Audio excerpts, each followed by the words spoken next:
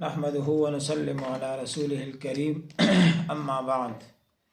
بسم اللہ الرحمن الرحیم۔ سیرت النبی صلی اللہ علیہ وسلم کا سبق نمبر 118 ہے۔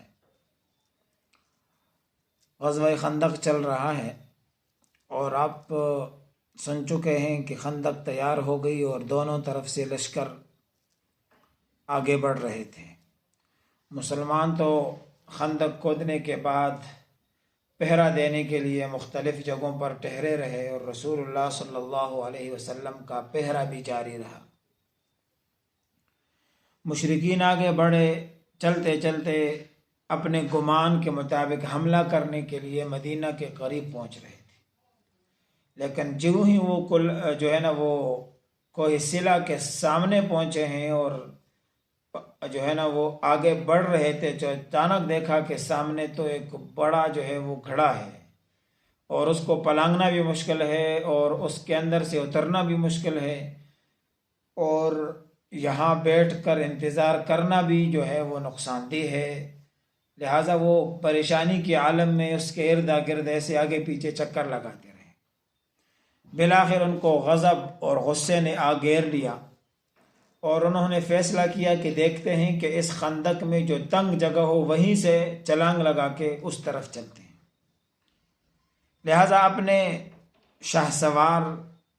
عمر بن عبدود، اکرمہ بن ابی جہل جو اس وقت مسلمان نہیں تھے، اور زرار بن خطاب ایک تنگ مقام سے خندق کو پار کر لیا اور گھوڑے خندق اور سلا کے درمیان چکر کاٹنے لگے۔ ادھر مسلمان تو بھی بیدار مغز لوگ تھے۔ حضرت علی رضی اللہ تعالیٰ عنہ نے دیکھا تو چند مسلمان شاہ سواروں کو لیا اور نکل پڑے، اور ان کے جس راستے سے وہ آئے تھے پہلے اس راستے کو بند کر دیا تاکہ اگر یہ بھاگیں تو راستہ نہ ہو، اور اس کے بعد ان کے ساتھ وہ لڑائی شروع ہو گئی۔ تو غصے میں آ کر اپنے وہ گھوڑے کے کونچی وغیرہ کاٹی اور اس کو چہرے پر مارا، اور حضرت علی رضی اللہ تعالیٰ عنہ کے مقابلے میں وہ لوگ آ گئے، اور یہ تھا بڑا بہادر، یہ عمر ابن عبدود مبارزت کے لیے آیا تھا۔ دونوں کے درمیان ٹکر ہوئی اور سخت ترین لڑائی ہوئی۔ بالآخر حضرت علی رضی اللہ تعالیٰ عنہ نے اس کا کام تمام کیا تو باقی ڈر گئے اور بھاگنے لگے، آگے خندق میں راستہ ہی نہیں، اور بس کسی طرح وہ خندق کو پار کر گئے، لیکن اپنا نیزہ ادھر ہی چھوڑ دیا۔ اور اب یہ لوگ پریشانی کے عالم میں ادھر انتظار کرنے لگے، مشورے کرنے لگے اور تدبیریں سوچنے لگے، مکر کرتے رہے، اور یہاں رسول اللہ صلی اللہ علیہ وسلم اور صحابہ کرام بھی مسلسل پہرا دیتے رہے۔ کبھی ایسے ہوتا تھا کہ صبح سے وہ جنگ کا سما بن جاتا تھا، وہ خندق کو پار کرنے کی کوشش کرتے، ادھر سے مسلمان روکنے کی کوشش کرتے، تو اس میں نمازی بھی قضا ہو جاتی، جیسا کہ روایات میں ہے کہ 4 نمازی یہاں پر مسلمانوں کی اور جناب رسول اللہ صلی اللہ علیہ وسلم کی قضا ہو گئی۔ اور نبی کریم صلی اللہ علیہ وسلم نماز قضا ہونے پر انتہائی غمگین ہوئے اور بد دعا دی کہ ان کی وجہ سے آج وہ ہماری نمازیں قضا ہو گئی۔ اور آپ صلی اللہ علیہ وسلم نے ظہر، عصر، مغرب اور عشاء کی جو نمازیں تھیں اس کی نمازیں آپ نے پھر قضا پڑھی اور ایک ساتھ آپ نے اس کی قضا کی۔ مشرکین نے کئی بار کوشش کی خندق عبور کرنے کی، لیکن نہیں ہو سکے، اور مسلمان تو تھوڑے سے تھے۔ فریقین کے چند افراد بھی مارے گئے اور مسلمان 6 شہید ہوئے اور 10 مشرک جن میں سے 1 یا 2 تلوار سے قتل کیے گئے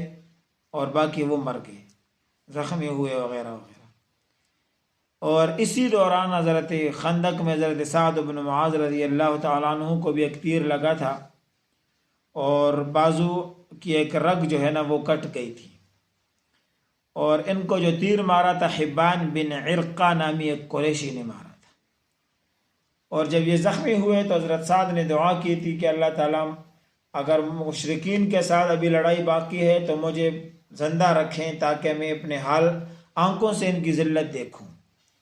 اور اگر اب مسلمان ہی فتح ہوں گے اور مزید کوئی ایسے ٹکراؤ نہیں ہے تو پھر مجھے اسی زخم سے شہادت۔ تو آپ کی یہ دعا پھر قبول ہوئی، آپ کے جو زخم تھا اس کا خون بند ہوا، اور بعد میں پھر بنو قریظہ کی شکنی جو عہد شکنی کی تھی انہوں نے، اس عہد شکنی کے بعد جب ان کو سزا دی جانے لگی تو پھر آپ کا جو خیمہ تھا وہ مسجد نبی کے قریب لگایا گیا تھا، اور آپ نے فیصلہ کیا تھا کہ ان کو قتل کر دیا جائے۔ تو ان کی ذلت آپ نے آنکھوں سے دیکھی، پھر آپ کی دعا قبول ہوئی، اسی زخم سے دوبارہ خون رسنے لگا، اور آپ اسی خون کی وجہ سے پھر شہید ہو گئے تھے۔ یہاں اب تدبیروں کا سلسلہ شروع ہوا، چنانچہ بنو نذیر کا بڑا مجرم حیی بن اخطب یہ بنو قریظہ کے پاس پہنچا، اور آپ کو معلوم ہے بنو قریظہ مسلمانوں کے معاہد تھے اس موقع پر، اور وہ مدینہ کے اندر ہی رہتے تھے، جہاں مسلمانوں نے اپنی عورتوں اور بچوں کے قلعے میں رکھا تھا اس کے چند کلومیٹر پر یہ لوگ اپنے جو ہے نا آبادی تھی ان کی، اور یہ مسلمانوں کے ساتھ تھے۔ لیکن یہاں حیی بن اخطب جب دیکھا کہ بھئی یہ مسلمان تو محفوظ ہو گئے ہیں، لہٰذا اندر سے کوئی انتشار ہوگا تو مسلمانوں کو ذک پہنچے گی، پھر ہم کامیاب ہوں گے اپنے اس میں منصوبے میں، اور ہم آگے خندق بھی پار کر سکیں گے اور ان کو نقصان بھی پہنچا سکیں گے۔ لہٰذا اس نے آ کر قلعے کا دروازہ کھٹکھٹایا، بنو نذیر کا، چپکے سے وہ آ کر اندر آ گیا۔ اس نے پہلے تو دروازہ نہیں کھولا اور کہا کہ بھئی ہم معاہدہ کر چکے ہیں، اور ان کا جو امیر تھا وہ جو ہے نا وہ کعب تھا، اسد القرظی، قریظہ سے تھا۔ اس نے کہا یہ تو ہم اپنے لیے ذلت ڈھونڈ لیں گے، اور ہم نے ان کے ساتھ عہدہ کیا ہے، معاہدہ کیا ہے، ہم تو ایسا نہیں کریں گے۔ تو کعب نے کہا کہ یہ تم ہمارے لیے ذلت اور رسوائی دیکھنے آئے ہو، میں دروازہ نہیں کھولتا۔ لیکن حیی اس کو فریب دینے میں کامیاب ہوا اور کہنے لگا دیکھو یہ چھوٹے تھوڑے سے لوگ ہیں، ہم ان پر غالب آئیں گے، اگر ہم غالب آ گئے ان کو ہم نکال دیں گے یہاں سے، اور پھر یہاں کے جو فصل ہیں اس میں آپ کا بڑا حصہ ہوگا، اور مشرکین آپ کو تنہا نہیں چھوڑیں گے، اور آپ ہمیشہ عزت کے ساتھ رہیں گے، ایسی لالچ وغیرہ دی، اور بڑا عہد و پیمان بھی کیا۔ تو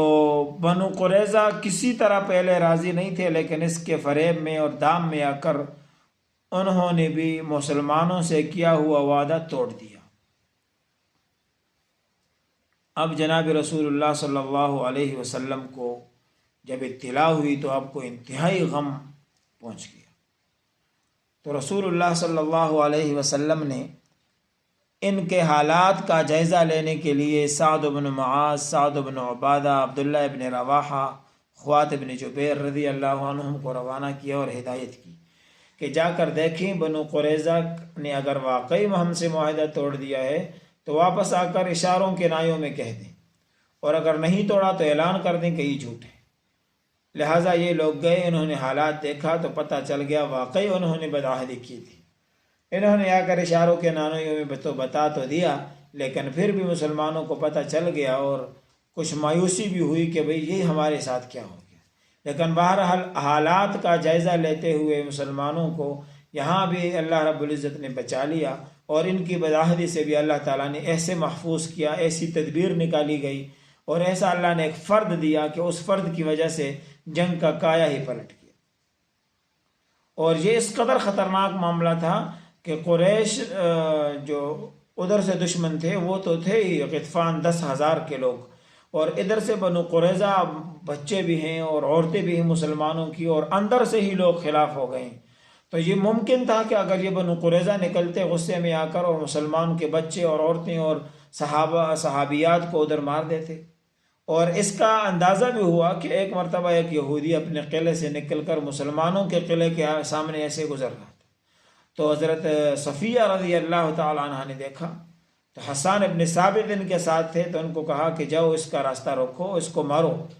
یہ ایسا نہ ہو کہ کوئی راستہ شاستہ ڈھونڈ کر ہمارے جو ہے نا قلعے کا حال جو ہے نا معلوم کرے اور پھر یہاں حملہ کر دے۔ حسان ابن ثابت تو وہاں نہیں گئے، تو حضرت صفیہ نے خود وہاں سے ایک تیر نکالا یا کوئی لکڑی تھی وہ نکالی اور اس کافر کو مارا، یہودی کو۔ تو اس کو جب مارا تو پھر حسان ابن ثابت کو کہا اب جا کے اس کا تو جو ہے نا وہ اس کے پاس جو تلوار وغیرہ چیزیں ہیں وہ تو لے لو. تو اس نے کہا مجھے اس کی ضرورت نہیں ہے. تو حضرت صفیہ کی بہادری دیکھیں کہ اس نے اس کافر کو مارا. تو اس کی وجہ سے جو یہود قلعے میں بند تھے نا وہ ڈر گئے کہ یہ تو مرد نہیں ہے صرف اس قلعے میں، عورتیں نہیں ہیں بلکہ ان کے ساتھ تو مرد بھی ہیں، اور دیکھو ہمارا یہ بندہ جو ہے نا اس کی وجہ سے جو ہے نا حفاظت یعنی مسلمانوں کی حفاظت کے لیے پورا انتظام موجود ہے. حالانکہ اس کو مارا حضرت صفیہ نے تھا، نبی علیہ الصلوۃ والسلام کی پھوپھی تھی، بڑی بہادر خاتون تھی. اس طرح یہاں ایک تو حفاظت کا ذریعہ یہ بنا. دوسرا ایک مشہور صحابی ہیں اسی وقت مسلمان ہوئے، ادھر سے آ کر یہاں